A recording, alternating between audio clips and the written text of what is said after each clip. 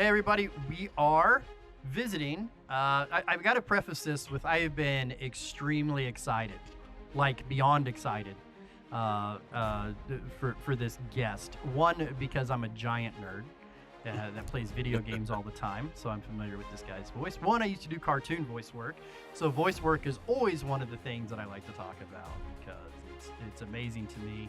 But we got Tre Mosley, very talented voice actor. In the pre-interview, I was trying to talk him into following me around to replace this shitty voice, and then to also come over and just read me bedtime stories. But he's a little out of my price range to fly all the way to Missouri to do that. And why would anybody want to come to Missouri, to be real honest? So, Barbecue. well, that is true. Missouri's got some killer barbecue. So, how are I we doing today, mean, Trey? good man. It's a slow day today, but I'll take it. Um, for Vegas, it's 79 degrees, so I'll take that too. Oh, nice. I think we're in the 70-degree range here, which is good because it was Hmm. Satan's taint for a while. So it's Well, good. if Missouri you're gets the all tank, humid and then stuff. So yeah. Oh, yeah. So coming from one variety of heat, Florida, to this variety of heat, which is dry, I'll take that. I was just you talking to someone yesterday. I had took my wife out. Her birthday was yesterday. We went out to dinner, and some folks had just moved here from the south. I said, "Yeah, humidity is like taking a hot shower, toweling off, and then having having the towel on you for the rest of the day because the moisture just stays oh on yeah. you." Here, no. No, no. And I've got to travel. I've got to travel extensively through my life. I've been to Vegas many times, out west, desert. I love the desert because you have any man boobs at all, humidity is not good for you. I Like just like told even them a that. little bit. Yeah. I Yeah. I said that yesterday. I'm a big dude. I say, it's very Yeah. fat boy friendly out here in the Right. desert. Right. It's and the older I get and the bigger I get, the more I'm going towards. I just got back from Puerto Rico and it was the same way. Oh, Oh, it's beautiful, it's gorgeous, best food in the world as far as my shitty palate's concerned. But it but yes, it was hot. It was back in June and they were experiencing the heat wave because it usually stays mild about 75, 80 there. It was like 104 degrees. oh, So it was rough. It was rough. that's between June and August. That's a typical Yeah. morning here. Right? But you can gamble, so it makes it Yeah, all better. we've been here 2 years. We do our best to avoid the strip. Yeah. Uh, there are certain places we like to go, but when friends and family come here, that's the first thing. We're gonna go to the strip. All right. Come on, I'll take you to the strip. See building, lights, pretty. Can we go now? But if we go to a show or something, then that's usually pretty cool. But it's a Walmart or a Safeway or it's off the strip. It's like any other city. Um, Oh, yeah. and I think that's what a lot of people, the misconception is just, oh, there's glitz and glamour. Yeah, for about 2 miles. Right. That's it. That's it. Once you've passed those 2 miles, yeah, there are houses, there's schools, there are trees, there's kids, dogs and cats running around. It's like any other American city, but I understand. I live, you're familiar with the show Ozark, right? I Uh-huh. That's where I live. That I live, like, right next to that town that Okay. Ozark is based on. So, usually when people come o out of town to see me, they're like, "Where are the inbreds and drugs?" And that's usually Wow. what Wow. they did a lot with that show that is not exactly common around here. So That was probably one of the most well written and acted dramas in the last 10, 15 years. And I have friends that are from Missouri as well. Matter of fact, my good friend who lived here in Vegas, he just moved back to Kansas City, and Chiefs fan, but I love him anyway. As I proudly, I've been a Raiders fan since they were in Oakland, so it's okay. Right. But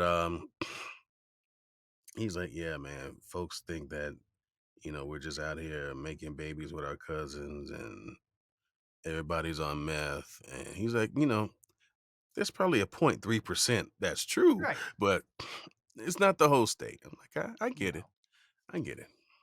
It's a lot of boring people is what it is in Missouri. That's that's generally what it is out here. A little less on the meth and the inbreeding, but way heavy on just the boring white people shit is kind of it should be Missouri's tagline. We're the show me state, but it should be, that. So Show me how to fall asleep. Oh, right. You want to see sunsets and hummingbirds? Sure. Great. I'm Oak actually a trees fan for of. I Dublin. love sunsets, sunrises too. The way where our house is set up, um, right around here about 5:45. You look out and the horizon is just orange, and it slowly goes from bright orange to that kind of autumn fall orange, and it turns yellow. And see, I used to be a freelance photographer, so I'm one of those visual guys. I see art in everything. So yeah, I like a good sunrise. I'm sorry, He's like, I, hey, he likes sunrises, love sunsets too. So No, I think sunrises and sunsets are beautiful. My point was, other than that and hummingbirds, that's it. Like, if that's the only two things you had to look at. oh well, and show me a good Uh, barbecue pit, then. oh my gosh, that's one of my favorite things. Is I ate myself across the country. I've taken a million. I've taken a million different jobs that involve travel for 20 years of my life. If it involved travel, I wanted that job. So I got to eat barbecue from all over, and that's what I got to say is everybody's gonna have their fans. Everybody's gonna debate the barbecue thing, but Kansas City and Missouri barbecue and that just good Southern cooking that comes from here. Yeah, every time I leave here, that's what I look forward to when I get back is just some of that barbecue we have here.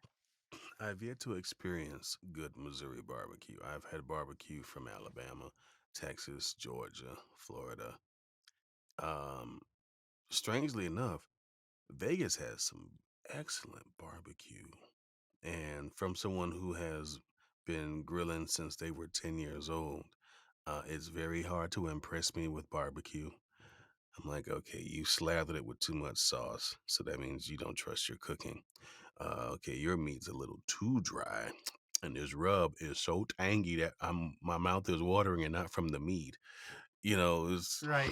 but when you get that person who, yeah, we've been smoking this since about 2 o'clock yesterday, and it's a little after 4 o'clock the next day. I'm like, you know what you're doing. Let me take a bite. Right.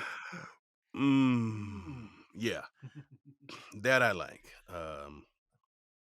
I've still got to say the best barbecue place I've ever eaten at in my life, and this was 10 years ago, so I don't know if the place still exists.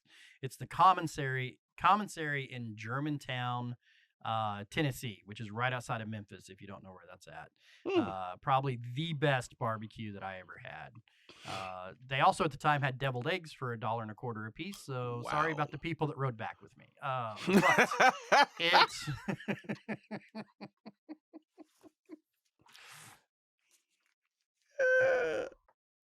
I haven't been to Tennessee in a while. Love Memphis, Knoxville.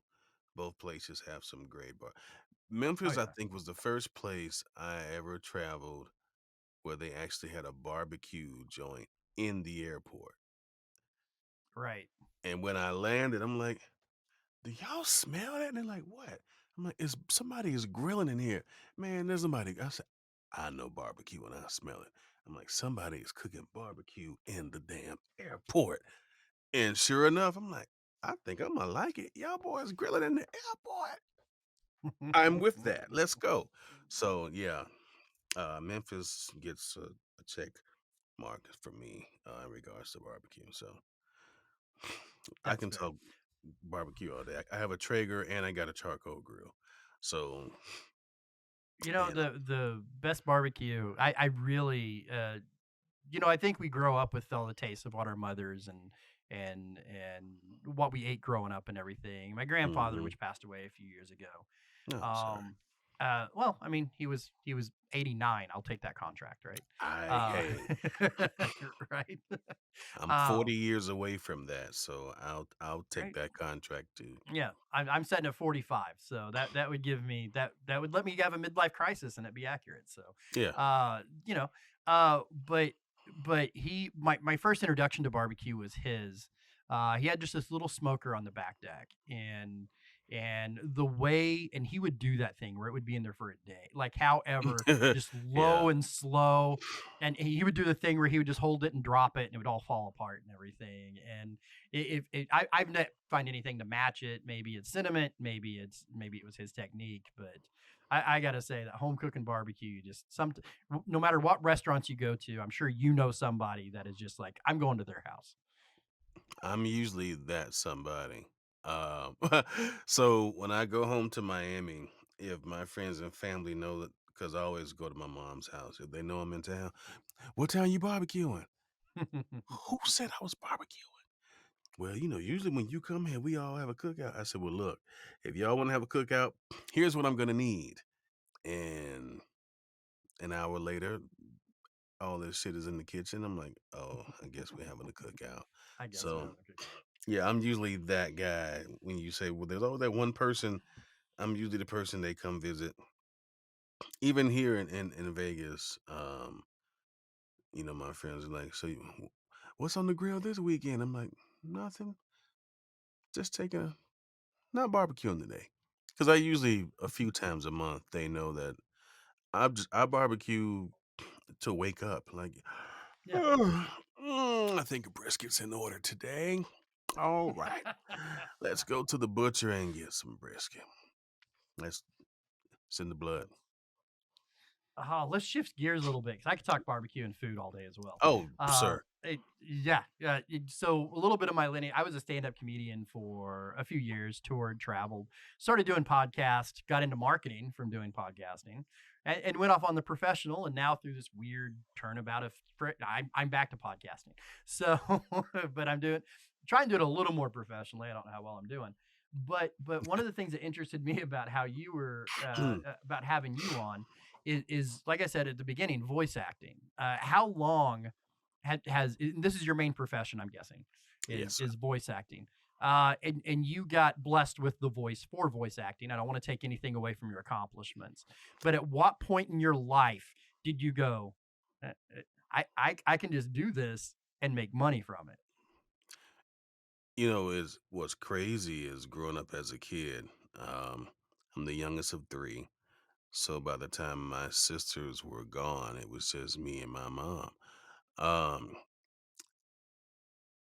so for a quarter of my young life, so let's say between 10 and 15, TV and radio raised me.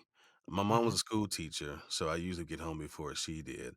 So I did did my homework and watched a bunch of cartoons and stuff on TV and started to mimic um the folks on television. I didn't know what voiceover was back then.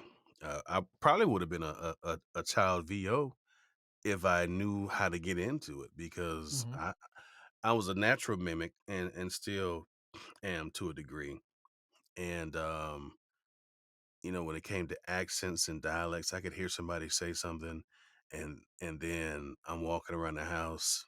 My mom used to get on me like, "Why are you talking in a British accent?" I'm like, "What are you talking about, Mom?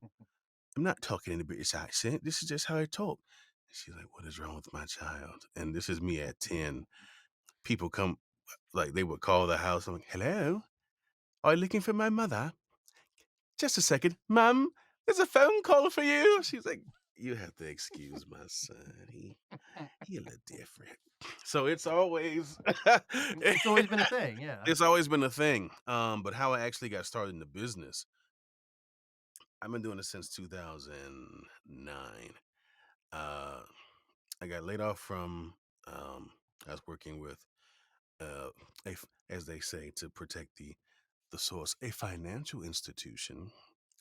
And I was in the process of buying my first home. I had put down the closing and all that stuff. And he's like, "So, Trey, listen, buddy, we're gonna have to let you go.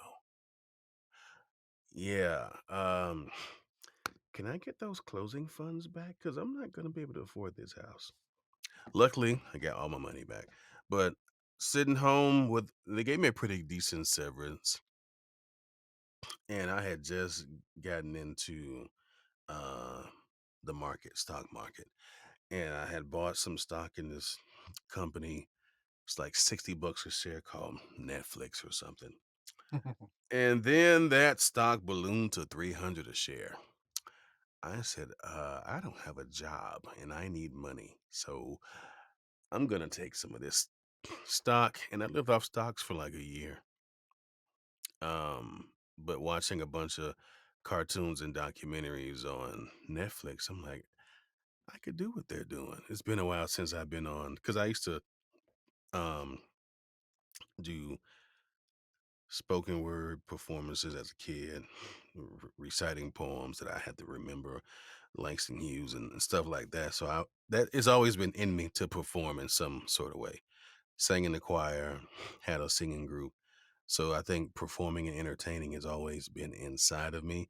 I just never really had the outlets to pursue it.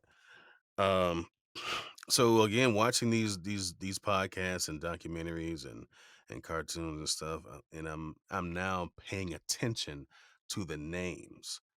And when I'm seeing the name scroll by, I'm like, wait, why does that name sound familiar?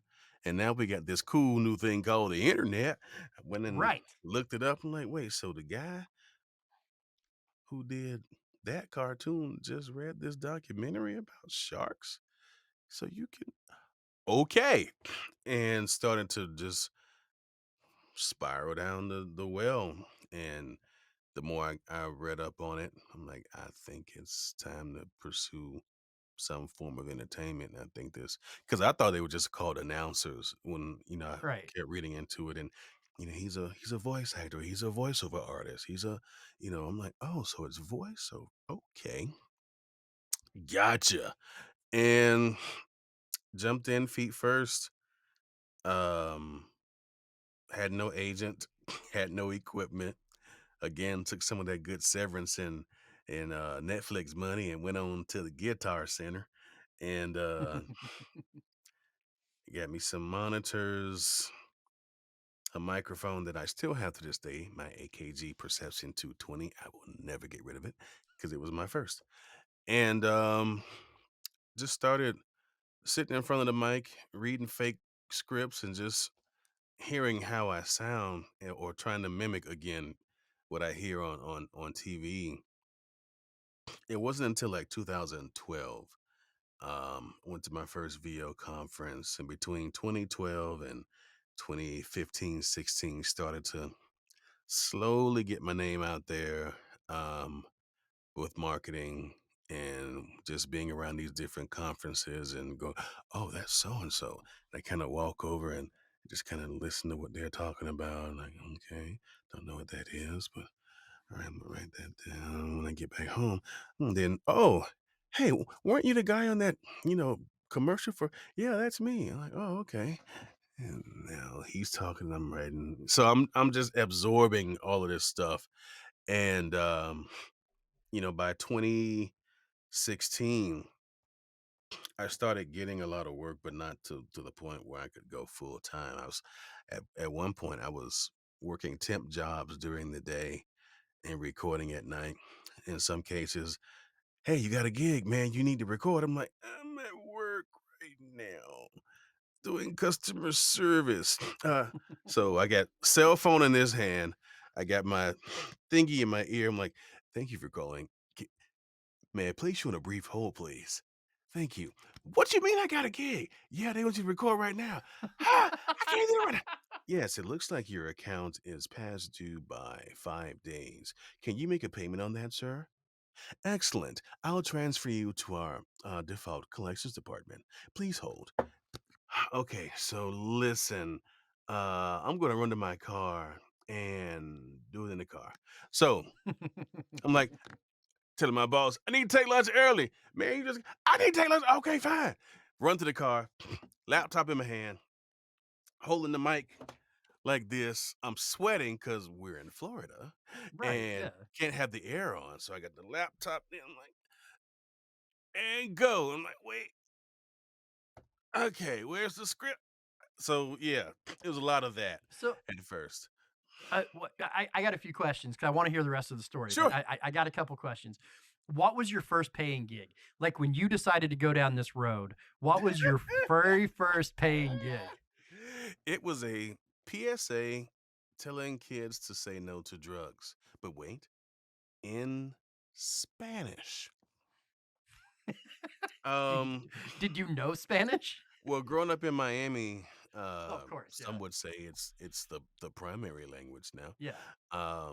So my Spanish, as far as reading it and comprehension, at least back then, um, was probably about a 7 or 8, and I knew that again, being the mimic, my dialects and accents were passable. And I read this thing uh, for this guy, and I remember him calling me. He was like, for a gringo, you do very well with the Spanish accent. I said, well, I grew up around it. And he's like, oh, okay, that makes a lot of sense. But you did very good.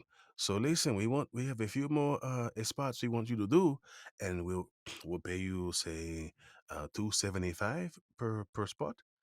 And I'm thinking, I guess that's a lot. Sure. And I started doing these PSAs and the ironies continue in Colombia to tell kids to avoid drugs. In Colombia. In Colombia. That's yeah, that's like telling somebody that's outside to avoid you. So I don't know what yeah. So you said you went to these conferences. So Yeah, you start going to these VO conferences. right. At the time that you started, now I can just imagine like everybody's there trying to put on their best voice, trying to do their best whatever. What at these conferences, like who is the big dog in voice acting? Like who is what you're aspiring? Like is there a certain because every cataclysm like for podcasting I guess it's like Joe Rogan or something Yeah. but like in voice acting like what is the pinnacle of voice acting? So for a lot of people, there's a guy there so it really depends on the type of voiceover you want to do. In animation, there are a few folks that stand out. The late Mel Blanc, who Hmm. did everything for Looney Tunes and Warner Brothers. Nowadays, it would probably be someone like Bob Bergen, who does Porky Pig and has been doing that forever. Kevin Conroy, rest his soul, who was Yeah. my Batman Oh, my for Batman, yes. for 30 years. It really depends on the genre. For video games, I would probably say Nolan North or Dave Fenoy. Um, and just speaking in terms for men, because there's some badass women out there too. Oh god, yeah. Um, so it really depends on the genre. Movie trailers, Don LaFontaine, rest his soul. He was if you used to watch those Geico commercials when some woman Hmm. go, yeah, my car was underwater, and he go, in a world where cars were underwater. That Underwater. dude did Yeah. millions of movie trailers, uh, and the legends of his story where he was working so much that he just had a limo driver just drive him around the city. uh, I'll be back. Record his thing, Right. off to the next one. So there are different folks in the industry depending on what genre you want to get into. That if they were at this conference, you're trying to get close to them and kind of hear what they're working on, or just being in the midst of what they were doing. For me, um, because I wasn't really sure what type of VO. So most people, excuse me, when they want to get into VO, it's usually I want to do cartoons, I want to do video games. Right. That was me as well, but I love documentaries. I love to use my voice to tell stories, kind of how I started working with, um, Titan Solutions. But um, I always thought I would be a animation video game guy. And I remember going to a conference and this dude told me, well, he told us because he was a speaker. And he was like, well, if you want to get into video games animation, you have to move to LA. And I'm like, I don't want to go out there. Why can't I do it here in Florida? No one's gonna know who you are in Florida. You're not gonna get any video game work in Florida. No one's coming out there to find you. I'm like, okay, well, he he's the guy. He knows, I guess. I went from this strapping man like, "Ha, I can do it," to now the 10-year-old me's like, "Well, what are we gonna do?" And I said, "Well, I guess we'll find another genre to do it." So I started doing narration. Um, the irony of that is 2016 was kind of an up and down year for me. Um, I expected my trajectory to do this, but it was kind of doing that. And I'm As like, all success does. sure. Yes. And it weighed heavily on me because I knew other folks who had gotten in the industry around the same time that I did, and they were to the moon. And I was just sailing across the water like, it's a little choppy. And, I'm like, yeah, maybe I'm done. And I stuck with it. I started putting people in my circle who believed in what I was trying to do. Um, you know, One thing about this business, if you have the right folks, and I would say any business, but especially a business like this where we literally get fired from every job. Of course. It's like, hey, that's a great gig. Thanks. Well, if you get any more work, we'll let you know. And it's like, Yeah. poof, the door closes. Like, oh, all right. Uh, Gotta go uh, find something else. So, on that subject, I have a weird question, which sure. back when I did like video game and cartoon work on a very low level, nothing like what you're doing. Back about 10, 12 years ago, I made video game assets, and I was also, like I said, doing Oh, the comedy. okay. So I would do like I would actually 3D design the video assets or whatever. But Nice. then I would meet the developers like, hey, can you voice this thing? And I'm like, sure, because that was just like another $50 I got or whatever. But my question is this: is that when stars they get all the big popular stars to go voice cartoon characters, voiceovers, documentaries, does that piss you off a little bit?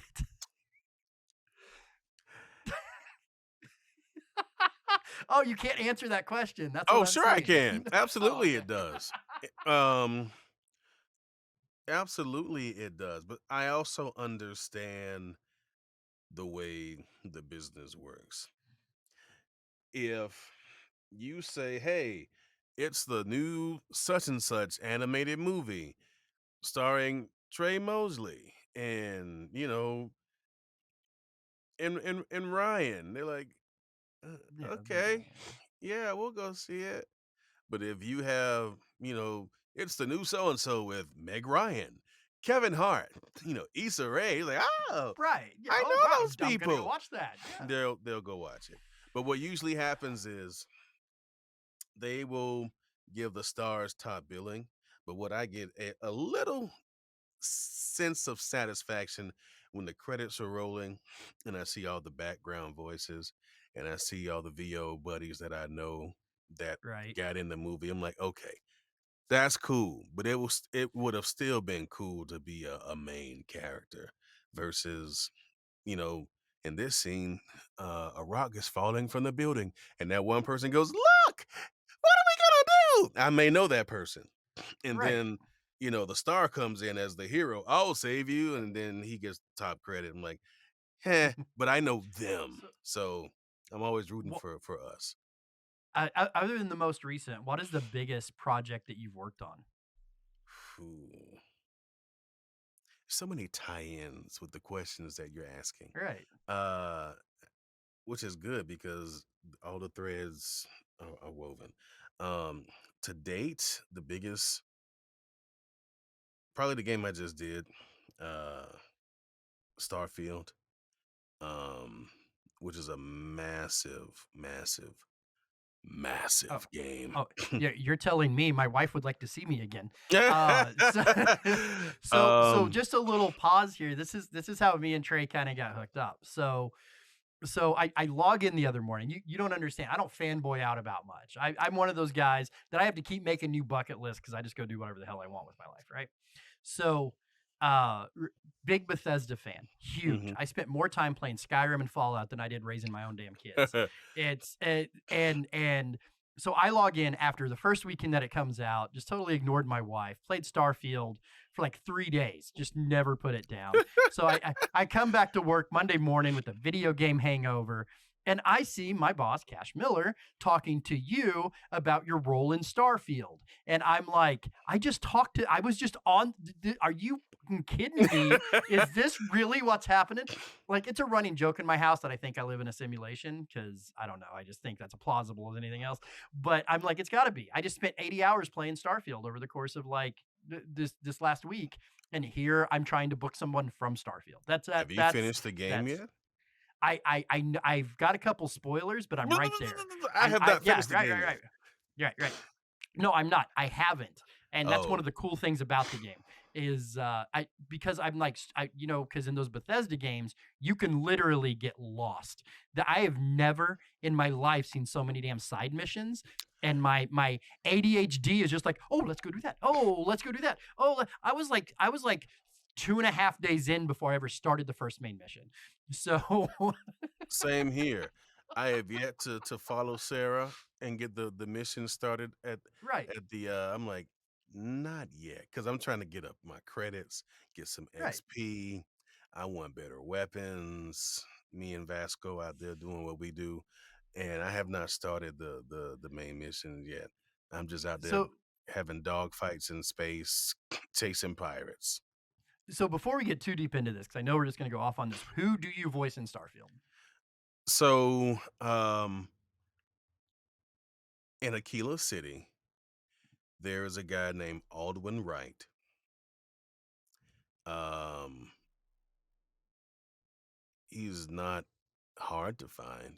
Um, and he sells you wares, equipment and stuff and things. I kind of cheated and went to all I kind of went to Aquila City before the mission started. So when I to find myself, which Hmm. is how Cash saw the post that I posted. So when I found me, I'm like, yes, I get to buy some stuff from him. But because it was not later in the mission that takes you to Aquila City, me talking to me was like, I don't really have time right now. Got a lot of stuff going on. And I'm pressing the button, waiting for him to turn around and say, hey, you want to buy something? But it was just like, uh, can't talk right now. I'm like, are you ignoring me? I have traveled 17 light years to get to you. And I'm like, it's almost the joke I told myself is like a kid finding his father, and he's like, "What do you want?" And that's what it was Right? like. I'm like, "I'm here. It's me. It's you." Oh, so how long Listen, ago did you record this?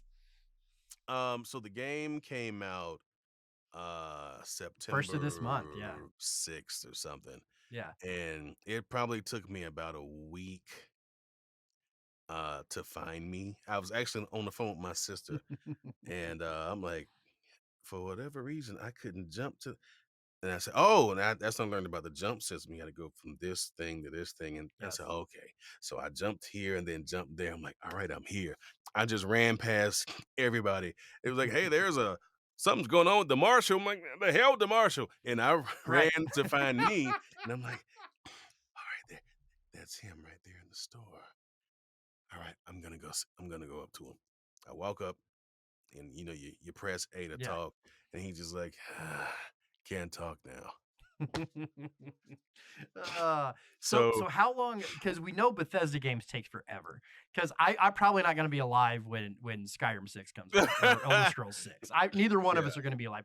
yeah. How long ago did you record your voice acting for the Bethesda game? Um, August of last year. Gotcha. So not as long as I thought. I'm like, this guy probably recorded this I six was on years the ago. tail end because they were almost done, but there were some people Gotcha. who had recorded their stuff 5 years ago. Oh yeah. No, I know that this game has been in the works. Yeah. So It because my stuff came on the tail end, it didn't take as long. yeah, But I remember going through the audition process. You couldn't say anything. You had to, as a matter of fact, I think you had to sign an NDA before you even read for the part. yeah. So I read, my agent hits me back maybe a few months later and says, "Hey, you got the part for this game." And most games, when they're in the creation stage, always have a code name, so you Yeah. don't know what it is. I'm like, okay, it's for this. Like, that's a weird name, but all right. Video Can you game. tell me can you tell me what the code name was? What was the code name? Bump or It was something crazy. And it's just a Gotcha. common name. I'm just like, Yeah. and now when you hear that, you're thinking, what could it be? What is bump? Why would they call it that? And then you get to the studio, you meet the production folks. Like, hey, so I know you've seen the code name. This is for a game called Starfield. I'm like, oh, okay. Had no idea what Starfield was. Um, and I, read my lines. Took me about an hour or so, and uh, got back home because one of the advantages of living here in Vegas, it's a 45-minute flight or a 3-hour drive to LA. I Yeah. usually try to make a weekend out of it. So I'll hang out for a couple of days and, on business and just kind of hang out. I didn't realize when I got home, or actually got to the hotel and looked up Starfield. I'm like, this is in production 5 years ago. Like, okay, this game is not going to make the light of day. But then, hi, my wife is coming in real quick. She's probably Yes. heading off to school. I am. Yes. Hi. Oh, hi. Bye. Bye. Bye. Bye. Nice to meet you. Live podcast, folks. That's right. That's what happens. So, I remember them sending an email out like, "Hey, Xbox is doing this big thingy online, and they're gonna be talking about the game." I'm like, "All right, let me see what this is about." And when I watched it, I'm like, "Wow!" I'm part of that. And hearing the guy like, "Yeah, this is a game that's been 25 years in the making." I'm like, 25. What ended up happening was they always had the idea to make a game like this, but had to wait for the technology to catch up. Hmm.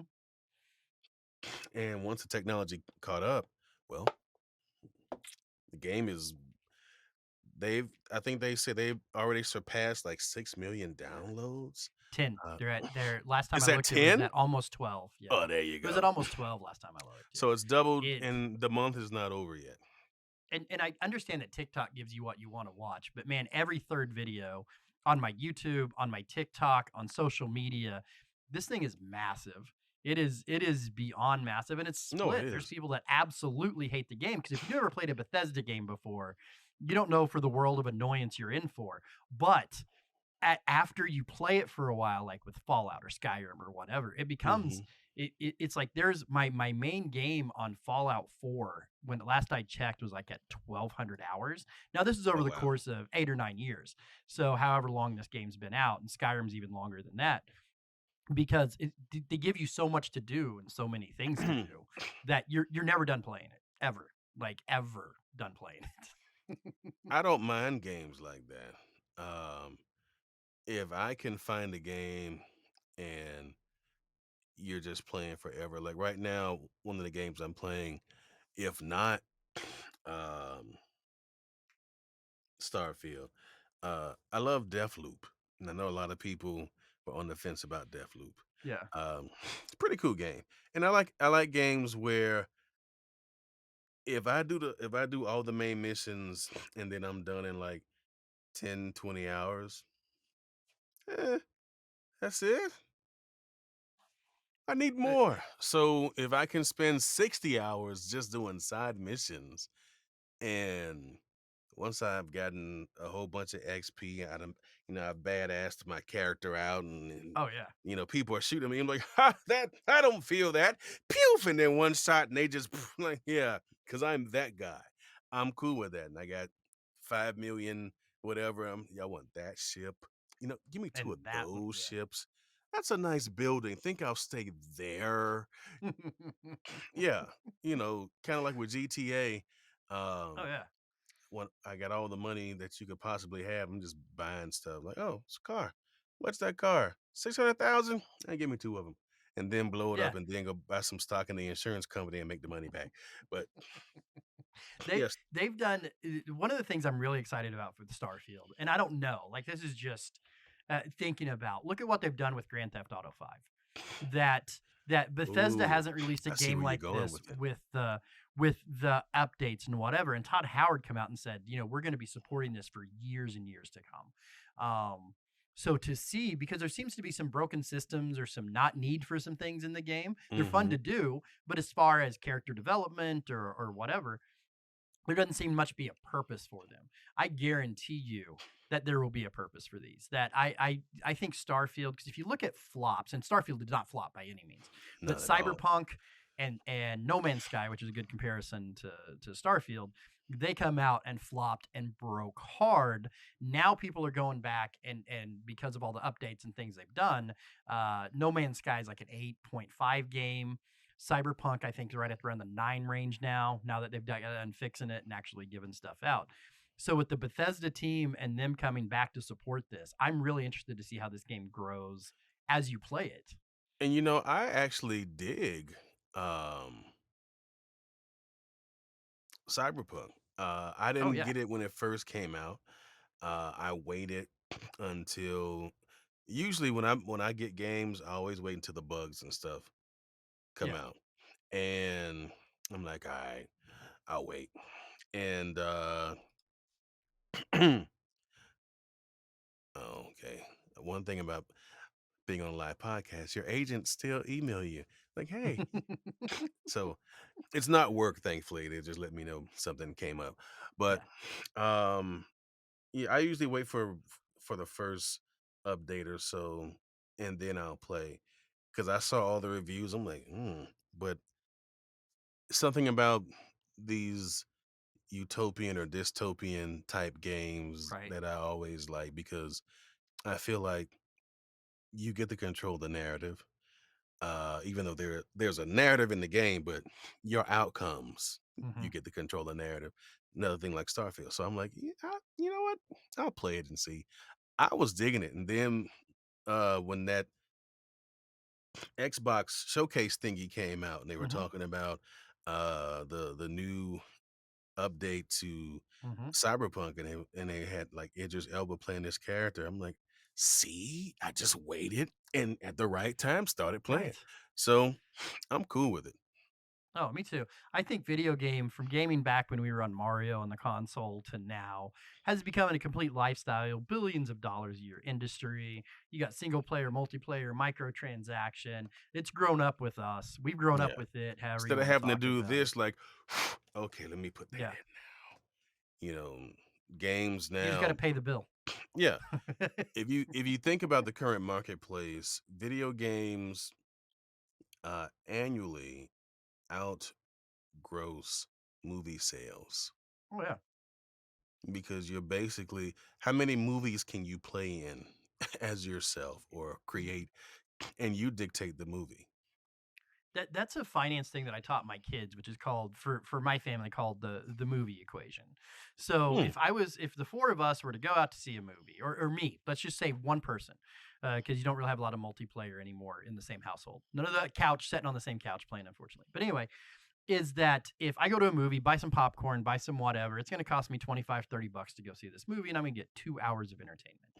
Right. So people are griping about game prices, but even at $100, even at $100 for a good game, you're talking about so that $30 movie, and let's even take it down $25 movie, that's four movies.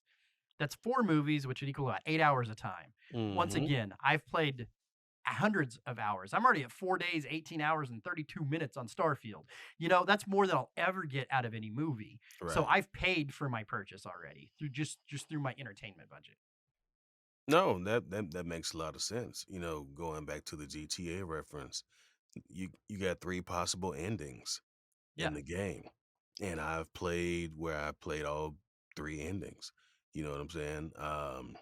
Playing Batman, um, Arkham Knight, where you play as Catwoman. Now, even though they what's crazy about that, they let you think that's the end, and then, oh, I may be Hmm. spoiling it. If you haven't played, well, I'm not going to say, but The there's game's a been out for 3 years. Spoil away.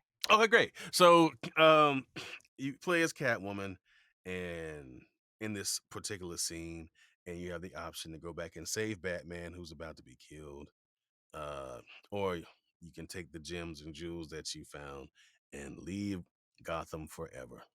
And just because I like doing shit different, I'm like, you know what, Bats, you good. And I left.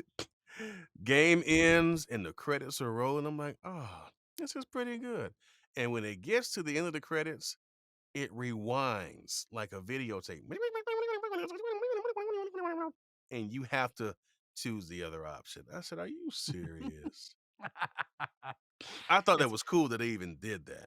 But yeah. yeah, so. Well, Trey, we're about out of time. I could talk to you all day. One, Oh, because of your buttery smooth voice, just calms my nerves. And I'm not allowed to have Xanax anymore. I but want you to thank you so relax much. yourself, Ryan. Yes.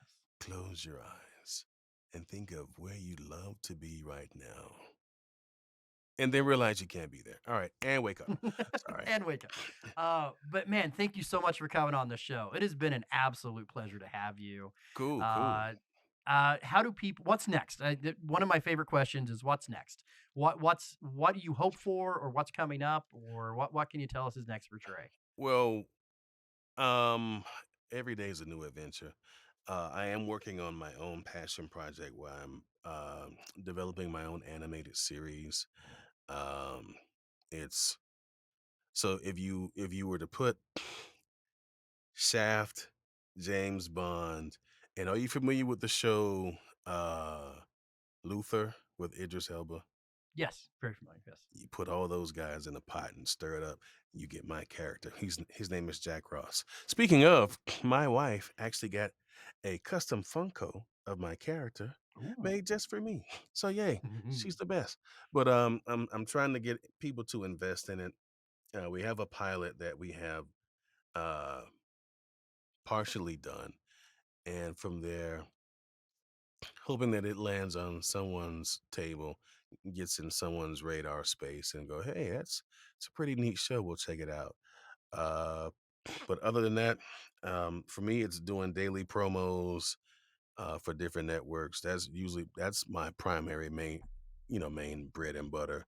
For you wrestling fans who watch NXT, that's the voice that you'll hear me on the most. You know, Tuesday, NXT, 8, 7 Central, only on USA. So I just did a session before I got on with you. Um, excuse me, part of the Madden franchise. I've been with Madden since 2019, starting off with just a bit character in a special mode. And then now I'm the voice for the team matchups. So it's the New York Giants versus the Las Vegas Raiders coming up next on Madden. So I'm that guy. Um, so like I said, every day's an adventure, man. All depends on what pops up in the email, and I'm like, okay, I'll do that.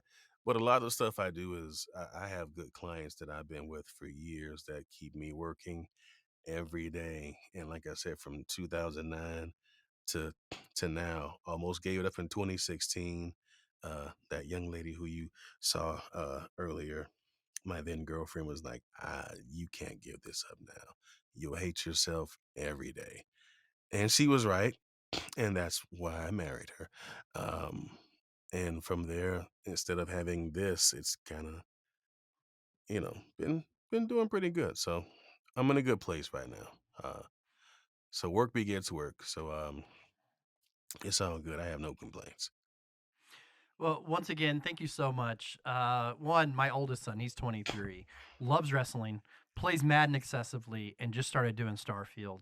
So I'm gonna take this little clip where you're talking about all those together and just try to impress my kid with you. So one, thank you for that because we all like to do that. And two, I'm looking forward to working with you. We've talked a little bit about working together, and we'll talk a little more off air about that. Absolutely. And man, like I said, it's been a pleasure letting me fanboy out, let me just enjoy your voice. Talking Text about me and barbecue. I'll leave a message for your boy. Okay, absolutely. But this is whatever show we brand this under. My name is Ryan, and we're with Tre. Hey, it's good. That's what you're talking about with successes, right? Started doing one show, and I got so successful I got two, and then I get to pick where we go. So I have this whole recorded intro thing, and we just cut off the front part, and I'm on whatever show the hell I want to be on, right? There you go. So, all right, thank you so much, Tre. No problem.